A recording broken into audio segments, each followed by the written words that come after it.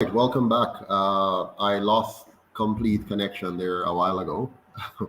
I keep suffering from all of these challenges when I'm on these lives, but I'm here again, trying to continue. Let me see here.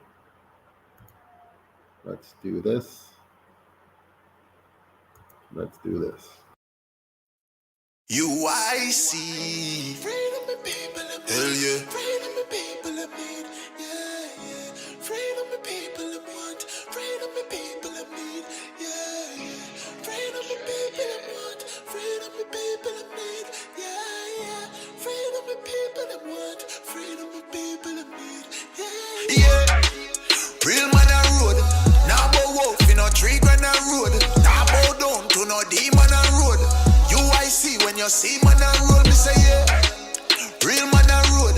Now bow wolf in a tree grand a road. Now bow down to no demon a road. UIC when you see man a road. Ready fi broke every chain. That when you free up the people, levitate.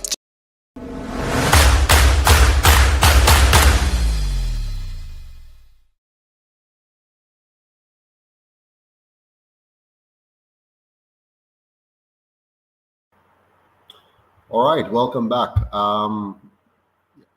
I keep suffering from all kind of things happening when I'm trying to do these lives, from sound issues to sometimes just losing internet completely, or system just completely freezes. So we had that a while ago, but I'm back to continue. I was actually talking about the what separates. How do I say this? What will well, I was talking first about the Mark Golding situation where he suggested that the answer to the Senate. I don't know, they know that we're doing a lot of changes. Like, they know that the UIC has a lot of changes that are coming, substantive changes, very meaningful changes that are coming, and so they're trying to respond to all of these things. They've read our manifesto, they've read our 10-point plan. They see that the UIC means business, and so they're coming with sometimes alternatives in various forms of gimmicks. And one of that is the idea of adding members of the diaspora to the Senate to supposedly give the diaspora a voice in the Senate. Um, I was explaining before the live crashed that that will not fix the problem. That is not going to solve anything. It's nice sounding, and I'm sure it makes some people very excited and jumping up and down and saying, "Wow, this is a good thing," but it's just window dressing. It's a gimmick. It's another gimmick that you're using to distract the people. The form of politics that the two colonial parties have enshrined in Jamaica is based on three things. One is to divide the people, and the other is to distract the people, and the third is to extract the wealth of the people. And so over the 78-year period, that's what has been going on: division, distraction, and extraction. So the current gimmick that Mark Golden is advancing, which is the gimmick of claiming that they're going to appoint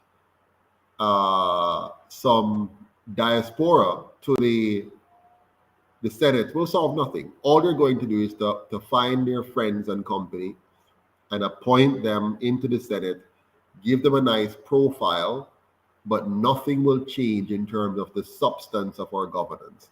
Jamaica will continue on the same degenerative, declining path that they have placed us on over the last 78 years. Now, the UIC has real solutions. We're not going to play games with the Senate. We're going to fix the Senate. We're going to have an elected Senate. So instead of playing games where the Prime Minister appoints 13 members of the Senate and the opposition leader appoints 8 members of the Senate, and then they become rubber stamp partisan politicians that are there to defend the interest of their respective parties. The UIC is going to make the Senate an independent body, truly independent of the executive branch, and independent of the House of Representatives. Yeah. And this will then ensure proper representation and effective governance. Christopher Daly is saying, will someone from the diaspora with dual citizenship be allowed to give up his or her first world citizenship in order to run for public office? That's something for us to look at. I want us to look at it a little bigger than that, Christopher. But let me explain the Senate situation first, and we get back to that. So, in the UIC system, we're going to have elected senators. So each parish will elect one person to represent their parish in the Senate. And so what you're going to have is that the Senate will now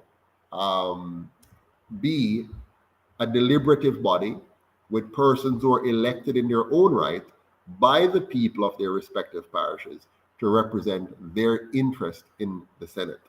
So that's real reform. That's real change. That's substantive change. That is a governance improvement over what Mark Golden is proposing. But this doesn't happen in isolation. The UIC wants to fix the overall system. So the Senate is just one part of it. We're also going to fix the House of Representatives. So the representatives will no longer be persons who the party selects and parachutes into a community. So you have somebody who isn't really from Northeast St. Elizabeth, for example, being parachuted in to say he's going to represent Northeast St. Elizabeth.